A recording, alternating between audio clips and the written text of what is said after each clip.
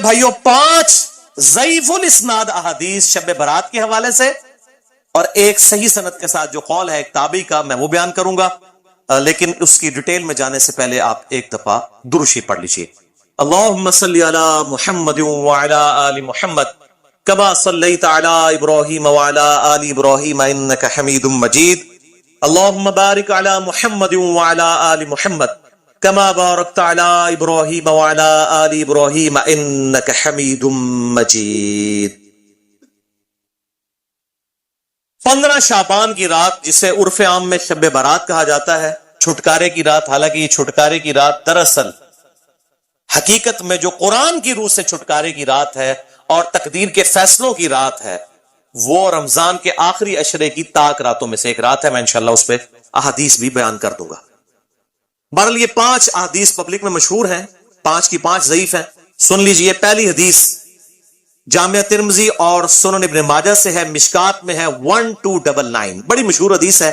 اما عائشہ رضی اللہ تعالیٰ عنہ کہتی ہیں آپ صلی اللہ علیہ وآلہ وسلم کو میں نے ایک رات بستر پہ نہیں پایا تو میں آپ کو ڈھونڈتے ہوئے نکلی تو آپ صلی اللہ علیہ وآلہ وسلم بقیع غرقد تشریف لے گئے تھے، بقیع قبرستان میں، اور آپ صلی اللہ علیہ وآلہ وسلم نے وہاں پر یعنی دعا فرمائی، اور اما عائشہ کہتی ہیں کہ میں آپ صلی اللہ علیہ وآلہ وسلم سے پہلے ہی واپس آ گئی تو آپ صلی اللہ علیہ وسلم نے مجھ سے مخاطب ہو کر فرمایا کہ کیا تم نے یہ گمان کیا تھا کہ اللہ اور اس کا رسول تم سے خیانت کریں گے؟ یعنی سانس پھولا ہوا تھا تو آپ کو پتا چل گیا کہ یہ میرے پیچھے آئی تھی، یعنی مراد یہ کہ تم یہ سمجھی کہ میں کسی اور زوجہ کے پاس چلی گئی، اور وہی اما عائشہ نے کہا کہ ہاں میں یہی سمجھی تھی۔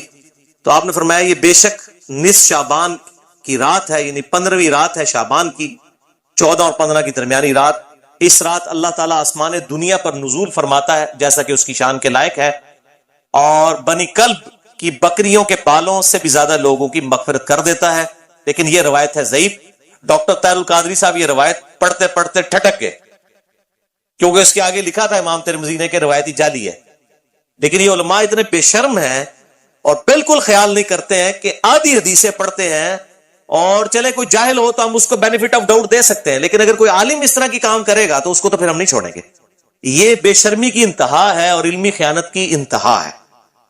ٹھٹک گئے۔ آگے کے الفاظ ہیں، امام ترمذی کہتے ہیں کہ یہ روایت منقطع ہے، سب سے شدید جرح ہے کہ راویوں کی ملاقات ہی نہیں آپس میں، اور وہ کہتے ہیں اس میں جو تبع تابعی ہے یحییٰ بن کثیر، اس کی ملاقات تابعی عروہ سے ثابت نہیں جو سیدہ عائشہ کے بھانجے تھے، اور جو تبع تابعی ہے حجاج، اس کی ملاقات یحییٰ بن کثیر سے سما ثابت نہیں ہے۔ اور پھر ساتھ امام ترمذی نے لکھا کہ میں نے اپنے استاد امام بخاری رحمہ اللہ تعالی، جنہوں نے صحیح بخاری لکھی ہے، ان سے جب اس حدیث کے بارے میں پوچھا تو انہوں نے بھی کہا یہ حدیث صحیح نہیں ہے، یہ حدیث ضعیف ہے، اور یہ سارے حکم انہوں نے بتائے۔ البتہ ایک حدیث ہے صحیح مسلم میں 2256 جس میں رات کا تو ذکر نہیں کہ یہ کون سی تھی، بہرحال یہ الفاظ موجود ہیں صحیح مسلم 2256 کہ آپ صلی اللہ علیہ وسلم ایک دفعہ رات کو اٹھ کے قبرستان بقیع غرقد چلے گئے، 3 دفعہ یوں ہاتھ اٹھا کر آپ نے دعا کی، بڑی لمبی دعا کی، اما عائشہ بھی پیچھے پہنچی، اور پھر بعد میں پہلے ہی وہ آگے اپنے بسترے پہ سانس پھولا ہوا تھا، آپ نے فرمایا کہ تو میرے پیچھے آئی تھی، تو نے کیا سمجھا اللہ اور اس کا رسول خیانت کریں گے؟ سیم وہی الفاظ ہے۔ پھر آپ نے فرمایا کہ جب تم سوئی ہوئی تھی، لیٹی ہوئی تھی، میں نے گمان کیا کہ تم سو گئی ہو، میرے پاس جبرائیل آئے تھے، انہوں نے مجھے اللہ کا پیغام دیا کہ جا کر بقیع غرقد میں جو دفن ہے مسلمان ان کے لیے دعائے مغفرت کریں، تو میں ان کی دعائے مغفرت کے لیے بقیع غرقد قبرستان میں ہے، اور 3 دفعہ ہاتھ اٹھا کے دعا کی۔ اس سے یہ بھی بات پتہ چلی کہ بعض جو سلفی علماء کا یہ موقف ہے کہ قبر کے سامنے ہاتھ اٹھا کے دعا نہیں کر سکتے، وہ بالکل باطل ہے۔ قبر کے سامنے ہاتھ اٹھا کے دعا کر سکتے ہیں، اور اس میں یہ نہیں ہے کہ وہ قبر والے سے مانگ رہا ہے، وہ آپ اللہ ہی سے مانگ رہے ہیں۔ نبی صلی اللہ علیہ وسلم نے بقیع غرقد قبرستان میں 3 دفعہ ہاتھ اٹھا کے دعا کی، صحیح مسلم 2256۔ بلکہ المستدرک للحاکم میں موجود ہے کہ تمہارا رب حیا فرماتا ہے اس شخص سے جو ہاتھ اٹھا کے دعا کرے کہ اسے محروم لوٹائے۔ ہاتھ اٹھا کے دعا کرنا یہ افضل عمل ہے، اور آپ ہر دعا کے لیے، ایون نماز کے بعد بھی آپ اجتماعی دعا کی بات نہیں کر رہا، الگ سے جو آپ دعا ہاتھ اٹھا کے کریں زیادہ بہتر ہے، نہ بھی اٹھائیں تب بھی ٹھیک ہے۔ ہم ٹائلٹ میں جاتے ہو تو ہاتھ اٹھا کے دعا کرنے تو نہیں جاتے، کر کے جاتے، یا بسم اللہ جو ہم پڑھتے ہیں کھانے سے پہلے ہاتھ اٹھا کے تو نہیں، دونوں طریقے سے بہتر ہے کہ آپ ہاتھ اٹھا کے کریں، اس سے بغیر بھی بالکل ثابت ہے۔ دیکھ لیں میں ساتھ کتنے چھوٹے چھوٹے مسائل بتا دیتا ہوں. اور یہی جو مسلم کی حدیث ہے 2256، اسی میں وہ دعا ہے، السلام علیکم اہل الدیار من المؤمنین والمسلمین وَإِنَّا إِن شَاءَ اللَّهُ بِكُمْ لَلَاحِقُونَ نَسْأَلُ اللَّهَ لَنَا وَلَكُمُ الْعَافِيَةَ. جو قبرستان جانے کی دعا ہے کہ اے اس قبرستان کے رہنے والے مسلمان مرد و عورت، مومنین مرد و عورت، ہم تم پر سلامتی بھیجتے ہیں اور ہم تم سے اللہ کے حضور جو ہے وہ عافیت کا سوال کرتے ہیں. بے شک ہم بھی مر کے تمہارے پاس آنے والے ہیں، اپنے لیے بھی اور تمہارے لیے بھی اللہ کے حضور ہم عافیت کا سوال کرتے ہیں. دوسری حدیث شعب الایمان، امام بیہقی کی کتاب میں ہے 1305، مشکات کے اندر اس کا نمبر ہے، اور یہ ویسے پرائمری کتاب ہے امام بیہقی کی شعب الایمان. ام عائشہ کہتی ہیں کہ 15 شعبان کی رات تھی، اس کے بارے میں آپ صلی اللہ علیہ وآلہ وسلم نے فرمایا کہ 15ویں رات کو اس سال پیدا ہونے والے اور اس سال فوت ہونے والوں کے نام لکھ دیے جاتے ہیں، اسی رات اعمال اوپر چڑھتے ہیں اور لوگوں کا رزق بھی لکھ دیا جاتا ہے. یہ سارے فضائل قرآن کے اندر سورہ القدر سورت نمبر 97 میں تقدیر کے فیصلے کی رات اور سورہ الدخان کے اندر شب قدر کے بارے میں آئے ہیں. اور میرا اصول یہ ہے کہ اگر کوئی حدیث جس کو محدثین بھی ضعیف کہہ رہے ہوں اور وہ قرآن سے بھی ٹکرا رہی ہو تو اس کو ریجیکٹ کرنا بالکل آسان کام ہے. اس حوالے سے وہ حدیث بھی میں انشاءاللہ بعد میں بتاتا ہوں. تو یہ روایت بھی منقطع ہے، اس میں ابن حارث جو تابعی ہے اس کی سیدہ عائشہ سے کوئی ملاقات ثابت نہیں ہے، یہ منقطع روایت ہے. اور دوسرے طریق میں ابن کثیر العبدی ضعیف راوی ہے. البتہ جو شعبان میں اعمال اللہ کے حضور چڑھائے جاتے ہیں وہ حدیث ٹھیک ہے، سنن نسائی 2359 جو ہم آلریڈی ڈسکس کر چکے ہیں. تیسری حدیث سنن ابن ماجہ سے ہے 1306، مشکات کے اندر اس کا نمبر ہے. اور اس حدیث کو وہ ضعیف جمع ضعیف برابر ہے حسن کا فارمولہ لگا کے شیخ البانی نے صحیح کہا ہوا ہے. اور اس میں مجھے ایک لطیفہ بھی ضمناً یاد آ گیا. آج سے کئی سال پہلے اسلام آباد میں ایک اہل حدیث عالم جو ہے وہ بریلویوں پہ گرج رہے تھے، یہ بدعت ہے اس رات میں عبادت کرنا، کوئی ثابت نہیں، کوئی حدیث نہیں. تو میں نے ان کو ایک چٹ لکھ کے بھیجی کہ آپ کے جو روحانی ابا جان ہے محدث اعظم سعودیہ شیخ ناصرالدین البانی، انہوں نے تو یہ سنن ابن ماجہ کی روایت کو جو مشکات میں 1306 ہے اس کو تو صحیح کہا ہوا ہے. تو مہربانی کر کے یہ جتنا غصہ ہے یہ البانی پہ بھی نکالیں آپ.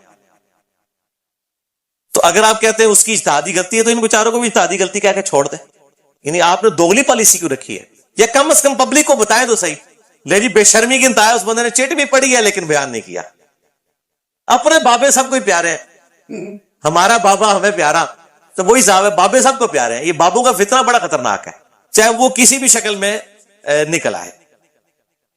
تو یہ مجھے ضمناً بات یاد آ گئی اسی حدیث کے حوالے سے. ابو موسیٰ اشعری رضی اللہ تعالیٰ عنہ کہتے ہیں کہ نبی صلی اللہ علیہ وسلم نے فرمایا بے شک اللہ تعالیٰ شعبان کی 15ویں رات اپنے بندوں پر خصوصی توجہ فرماتا ہے اور تمام مخلوق کو بخش دیتا ہے سوائے نمبر 1 مشرک کے اور نمبر 2 کینہ رکھنے والے کے.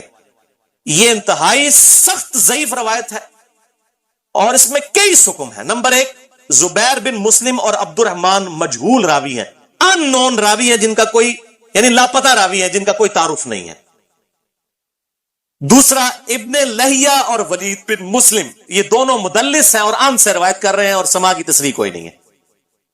اور شیخ زبیر صاحب نے مشکات 1306 کے فٹ نوٹ پہ لکھا کہ اس کی جو سند ہے یہ ظلمات میں ڈوبی ہوئی، یعنی کسی صورت ہی حسن درجے تک نہیں پہنچتی ہے. یہ تو ضعیف میں بھی سخت ترین ضعیف روایت ہے.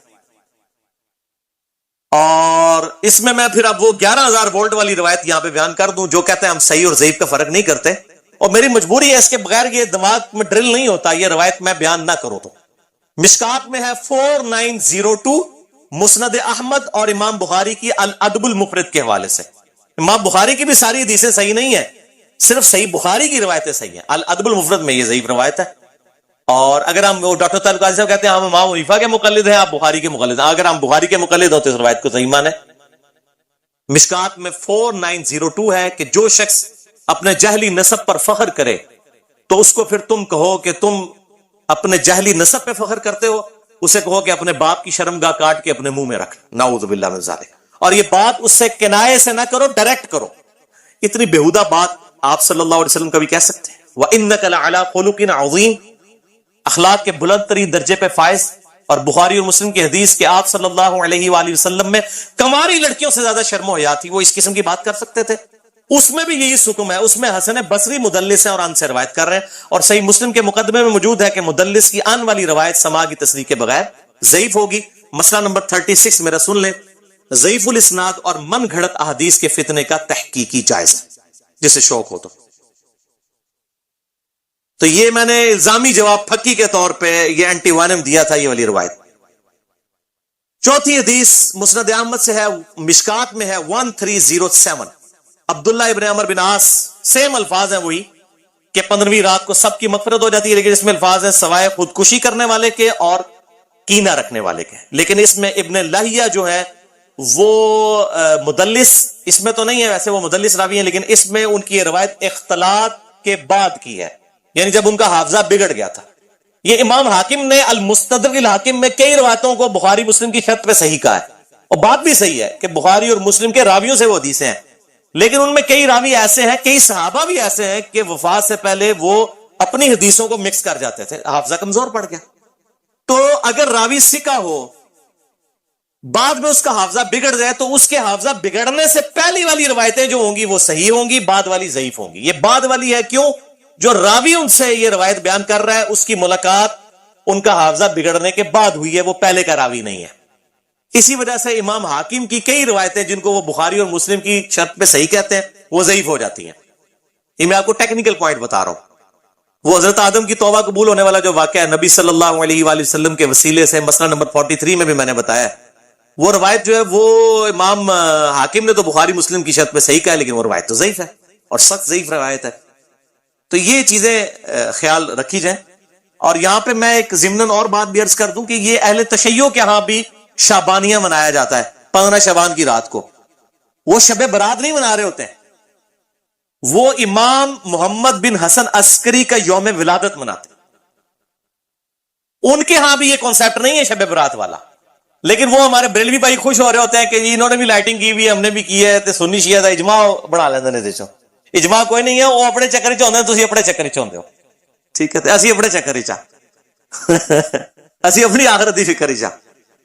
تو وہ امام محمد بن حسن عسکری کا یوم ولادت۔ پانچویں حدیث سنن ابن ماجہ سے ہے، مشکات میں 1308، مولا علی رضی اللہ تعالیٰ عنہ علیہ السلام سے ہے کہ جب شعبان کی 15ویں رات ہو تو آپ صلی اللہ علیہ وسلم نے فرمایا دن کا قیام کرو، رات کا قیام کرو، دن کا روزہ رکھو۔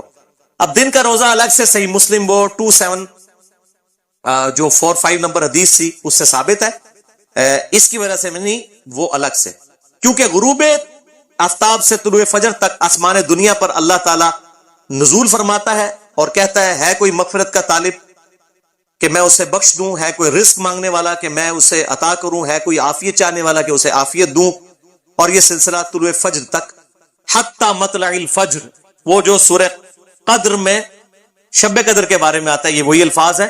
یہ روزانہ ہوتا ہے، تہائی رات آخری جب رہ جاتی ہے، بخاری مسلم کے حوالے سے میں حدیث بیان کر چکا ہوں۔ تو 15 شعبان کا روزہ جو ہے وہ معاملہ بالکل الگ ہے۔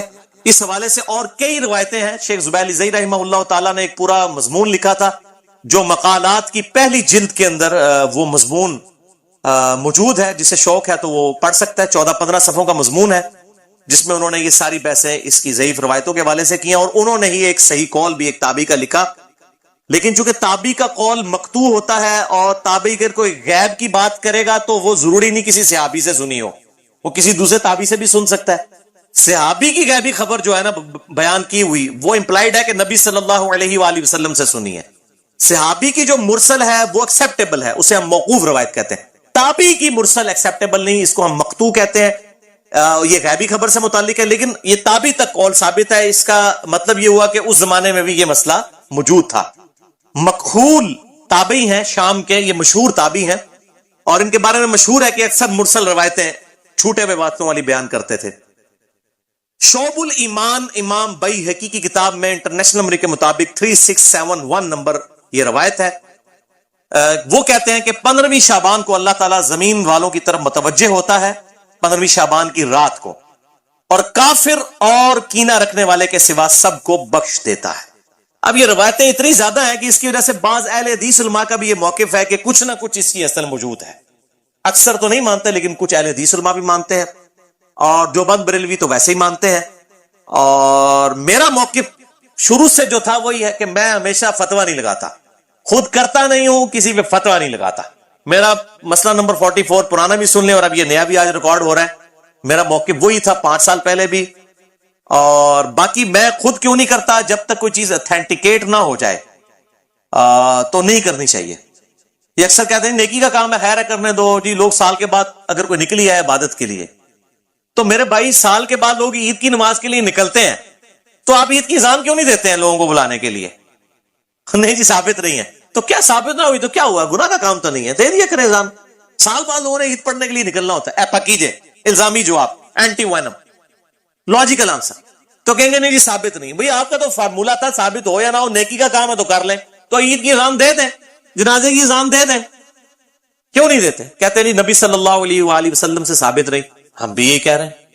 اور پھر اس حدیث کو بھی یاد کر لیں جو صحیح مسلم میں 2684 اور مشکات میں 2052 ہے کہ آپ صلی اللہ علیہ وآلہ وسلم نے جمعے کے دن کو اور جمعے کی رات یعنی شب جمعہ کو قیام کے لیے مخصوص کر لینا، یعنی میں نے صرف یہ اسی میں ہی قیام کرنا ہے، اس سے منع فرمایا ہے. اور الا یہ کہ کسی کے روزے پہلے سے چلتے آ رہے ہوں یا کوئی پرٹیکولر روزہ آ جائے، جس طرح 10 محرم کا روزہ آ گیا یا یوم عرفہ کا، وہ رکھ سکتا ہے، اس کے علاوہ نہیں. اور بیسیکلی مقصد تھا مخالفت یہود و نصارہ کی. یہودیوں نے ہفتے کے دن کو مخصوص کیا اور عیسائیوں نے اتوار کو. تو کہیں مسلمان جمعہ ہی نہ پھاڑ لین خالی، اور پھر بھی مسلمان بعد نہیں ہے انہوں نے جمعہ پھاڑ لیا، خیال ہونا پھر بھی کوئی نہیں کیا. وَلِعَاذُ بِاللَّهِ تَعَالَى.